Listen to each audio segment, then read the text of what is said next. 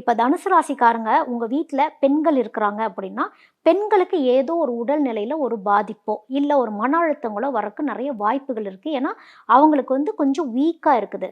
அப்போ இந்த டைம்லலாம் உங்கள் வீட்டில் இருக்க பெண்களையே தனுசு ராசி, இப்போ நீங்கள் ஒரு பெண்ணாக இருக்கீங்கன்னா உங்களுடைய வீட்டில் இருக்க பெண் உறுப்பினர்களுக்காக குங்கும அர்ச்சனை பண்ணுங்க வீட்டில்.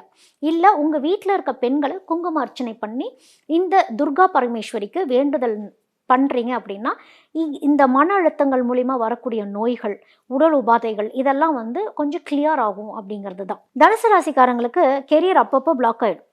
அப்போது ஒரு மருதமலை போய் முருகரை வழிபாடு பண்ணிட்டு வருது. ஏன்னா ராகு இயற்கையாகவே ஏதாவது ஒரு வேலையை உங்களுக்கு பண்ணிகிட்டே இருப்பார். சக்ஸஸ் தான், ஆனால் ஒரு மாயை கொடுப்பார். அப்போ மருதமலை போயிட்டு வரீங்க அப்படின்னா உங்களுக்கு ஜாப் அப்படிங்கிறது சக்ஸஸ்ஃபுல் ஆகிடும். மொத்தத்தில் 2026 தனுசு ராசிக்கு எப்படி இருக்கும்னா, உங்களுக்கு புது முயற்சிகள் எல்லாமே திருவினையாக்கும். இதுக்கு முன்னாடி பல முயற்சிகள் நீங்கள் பண்ணிட்டீங்க. அது இப்போ புதுசாக உங்களுக்கு ஒரு இன்கம் ஜென்ரேட் ஆகிறது கண்டிப்பாக தனுசு ராசிக்கு இந்த தடவை வந்துடும். தனுசு ராசி ஃபோக்கஸ் பண்ண வேண்டியது ஃபேமிலி மெம்பர்ஸ் கிட்ட தான். ஃபேமிலியில் சில மன அழுத்தங்கள் இருக்கும், சில பிரச்சனைகள் இருக்கும். அதை ப்ராப்பராக ஹேண்டில் பண்ணணும். ஃபேமிலிக்கு குவாலிட்டி டைம் ஸ்பெண்ட் பண்ணணும். ஏன்னா உங்களுக்கு தொழில் சக்ஸஸ் ஆகிடும், ஃபேமிலி லைஃப்பில் கொஞ்சம் ட்ராபேக் ஆகிடும். அதை மட்டும் கொஞ்சம் கவனிச்சுக்கணும்.